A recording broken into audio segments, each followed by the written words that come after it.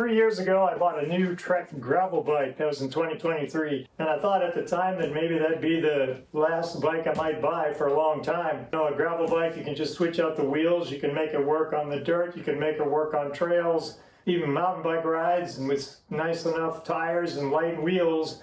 It's great on the road too, but there is a drawback to a gravel bike. No matter how light a gravel bike can be, it's not going to be as light as a super high-end road bike. Also, road bikes tend to be quicker and just a little more of your energy goes into the forward thrust on the bike. So I missed my road bike, and I have road bikes that I ride, and I enjoy my road bikes. But I kept thinking about, let's look at some of these new road bikes. Road bikes have come a long way in the last 20 years. The last time I bought a high-end road bike was in 2007, and I followed it up. I got a used one in made in 2010. So that's 16 years ago, and a lot has changed since then. So I wanted to get a cutting-edge, modern road bike, and I wanted something super light. So I started looking at a lot of different bikes. But what I was looking for was a 2026 bike right out of the pro racing circuit so that I could try out what the best riders in the world are riding.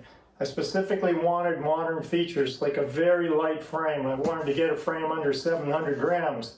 And I wanted to get integrated bar and stem on the bike. I wanted to get electronic shifting, and I went with SRAM because I like the way the E-tap levers operate. It's a unique setup, and I've had Shimano Di2, but I wanted to give SRAM a chance. Also, this bike comes with a power meter built into the crank, which is a nice feature to have so you can see how much power you're putting out. This can help you save energy. It can also help you train better. So anyway, I started looking at all these bikes, and there's some light bikes out there. One of the bikes is a Specialized Ethos, and I like that bike, but this year they went to higher geometry on the front end, which I do not want. I want a racing position right out of the pro peloton because that's how I like to ride, and that's the types of bikes I've had ever since I started road riding. So in this box is the bike that I picked, and it's Cervélo's R5, their top of the line climbing bike. Well, actually, this isn't the top of the line. The top of the line has SRAM Red. This has SRAM Force on it, but it's the same frame and the same fork. So if I want to, I can lower the weight of the total bike just by upgrading the components over a period of time. But by starting off with the lightest frame,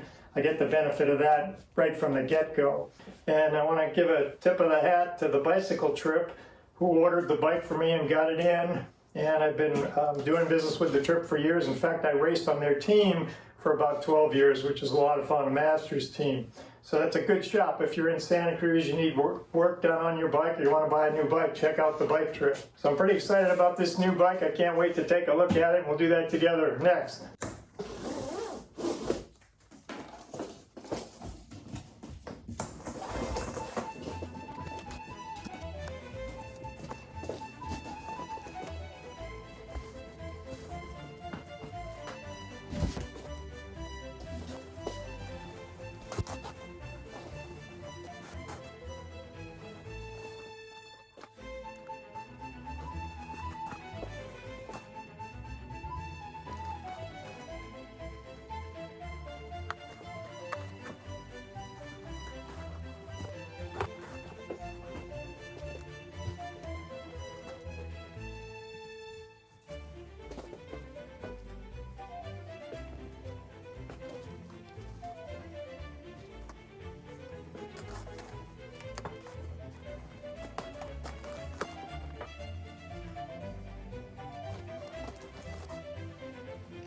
The matching black matte finish on the integrated bar and stem, frame, fork, and wheels is stunning. I was lukewarm about the bronze-colored Cervélo decals, but I found a way to make them pop, so keep watching. The reserve wheels have different height carbon rims for beating the wind, spin on light and reliable DT Swiss 240 hubs, and sport Vittoria tires. Every tube on this carbon rocket is shaped for minimum weight and maximum performance. Notice how they come together at the seat tube with the whole area reinforced. Down at the power center is Cervélo's vaunted B-Right bottom bracket, which is oversized, asymmetrical, and boosted on the drive side for the ultimate in power transfer. Pro logo provides the seating, while SRAM Force Bluetooth-controlled derailleurs handle the gear changes. For sure stopping power, you get a 140, 160 rear front rotor combo too. And here's another look at how the bottom bracket, down tube, head tube, and fork are all purpose designed and shaped for the optimum ride.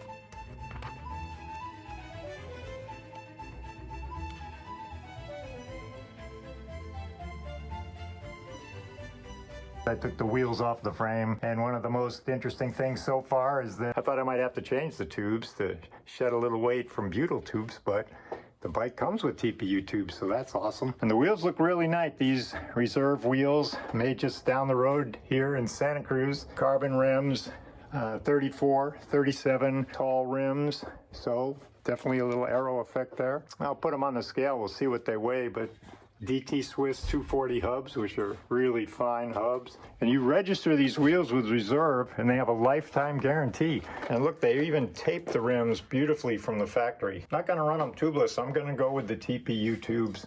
These Vittoria tires, one thing I noticed is they're super easy to get off, so they'll be really easy to fix if I do get a flat on the road. So there's no pressure to have to set them up tubeless because you're worried about a royal battle trying to get them off the rim. The only thing with these tires is they're a little narrow. This road bike can handle up to 34 millimeter wide tires, so I'm probably going to go to at least 30s. You get a nice owner's manual. It's not much in the Cervélo owner's manual that's very helpful, but if you go online, you follow the smart code, you can find all the small parts identified.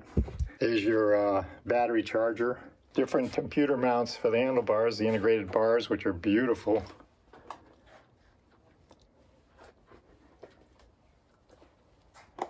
This bike has a 160 rotor in the front, 140 in the rear. That's a mount for behind the seat post right there, which is kind of interesting. Like you could put a Insta360 camera on there or something.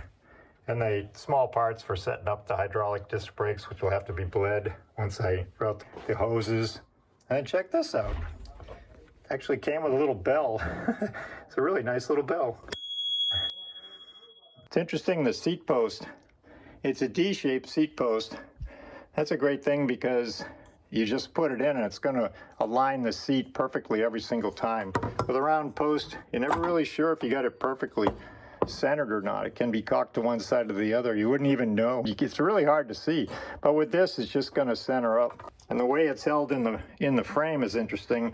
There's just this little wedge device that goes into the seat tube. There's a little pocket in there for it. And underneath this rubber cap, which is protective, there's a little Allen bolt. And when you tighten that bolt, it pulls up this wedge, which jams the seat post in place. Pretty elegant design. It doesn't weigh anything. Yeah, I should put this on the scale. This is the saddle and the post. So 305 grams.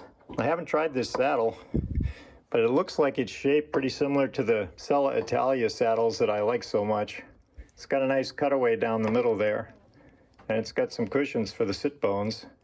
And it looks like it's got a carbon, mostly carbon body. Look at that. That piece inside is another adapter for attaching accessories, I believe. Easy, just 2 bolts. Makes it super easy to adjust the angle of the seat. All in all, I think that the parts you get are pretty impressive. It's going to be fun to put it together.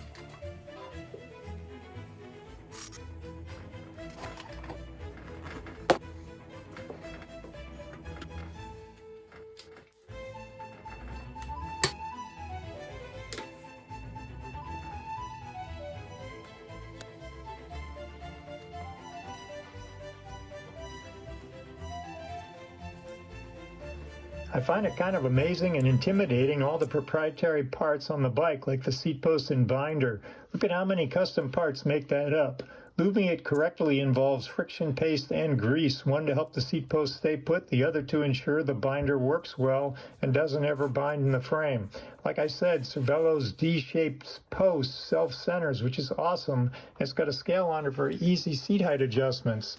The binder works perfectly to lock the post in place too. One of the things you get with the bike from Cervélo for a limited time after purchase is a chance to swap out the integrated bar if the one that comes with it isn't the right fit.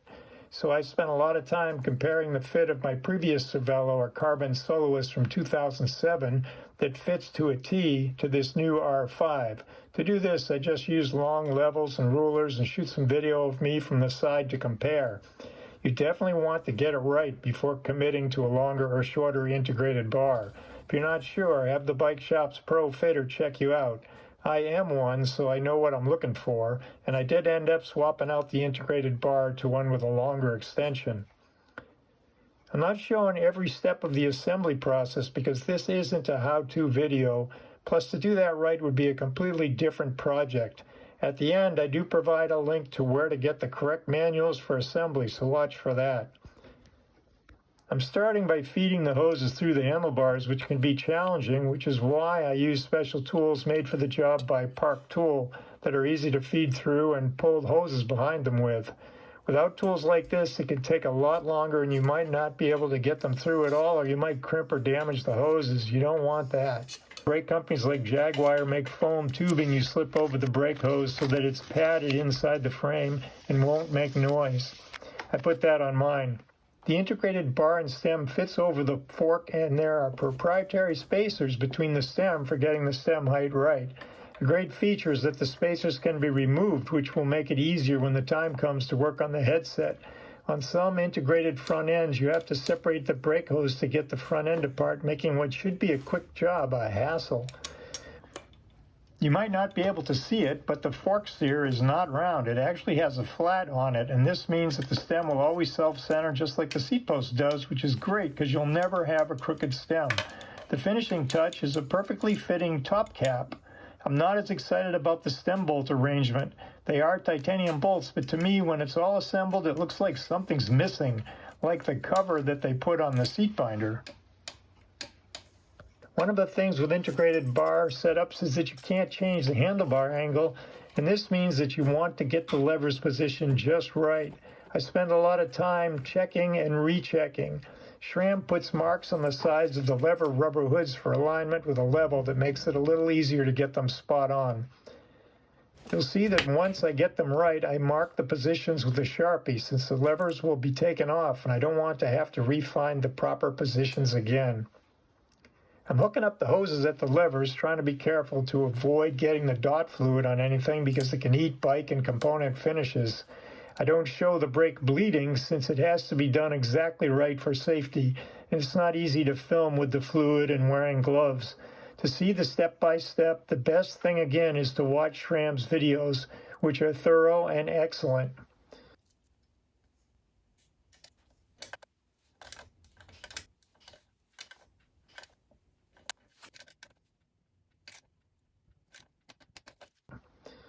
Moving on to the drivetrain, I already paired the levers to the derailleurs so they're talking to each other.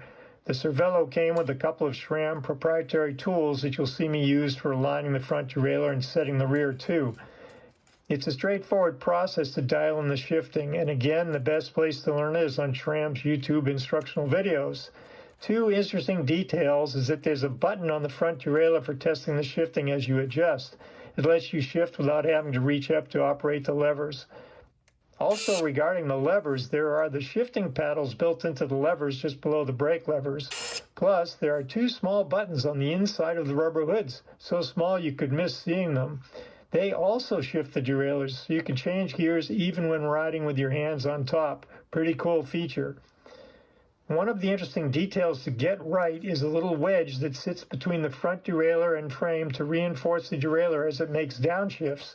The red plastic derailleur alignment tools here are made by SRAM and included with the bike. They're simple tools to use and they make it easier and faster to get the setup perfect.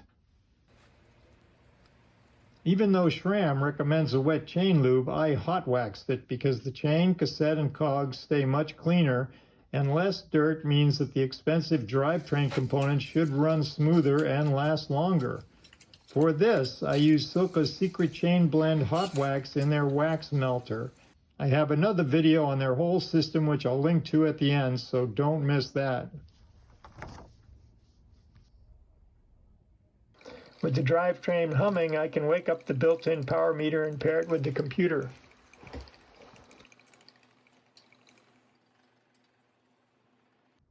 Taping the bars means it's almost time to ride. Earlier I mentioned the somewhat unusual bronze Cervélo decals that the camera made look more silver here. Trust me, they are not silver.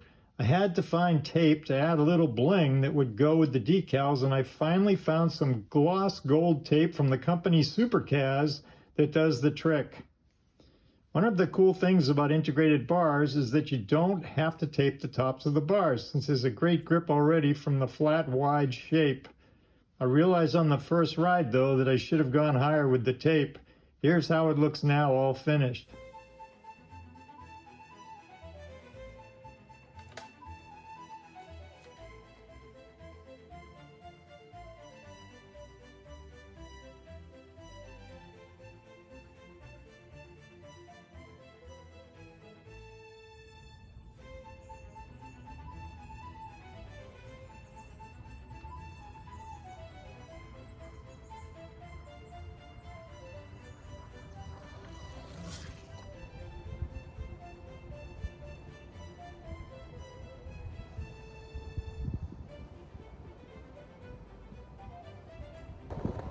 Including today's ride, I've got about 250 miles on this bike now, and I'm loving it. The ride is great. You know, it's a 15-pound bike, and 15 pounds, it's the lightest bike I've ever owned, and you can feel it. The older you get, the more you feel it. It just makes it go uphill easier, and there are a lot of hills here where I live and where I like to ride. It's a pound lighter than the lightest bike I've ever had. I like the E-tap shifting. It took a while for the drivetrain to break in. It was pretty noisy at first, say 150 miles for the chain to break into the cogs and the chain ring and the loop to get in there. And now it's quiet, it's smooth, rides the way it should. I did change a few things already. I put on the seat from my other Cervélo just because it's a longer saddle and I need a little more room to move around. And my pedals, I had speed play on there, but I like the look pedals. It's just a bigger platform. Just feels a little more stable, especially when you're at speed going downhill.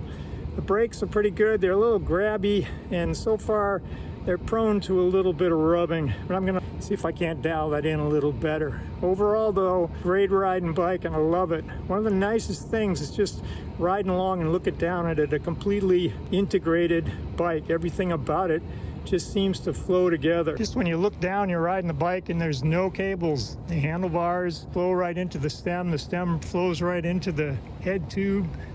Just everything just blends together. It's like a super nice, beautiful sports car. Look at that D-shaped seat post, just blends right into the seat tube. Still marvel at those 9mm diameter seat stays.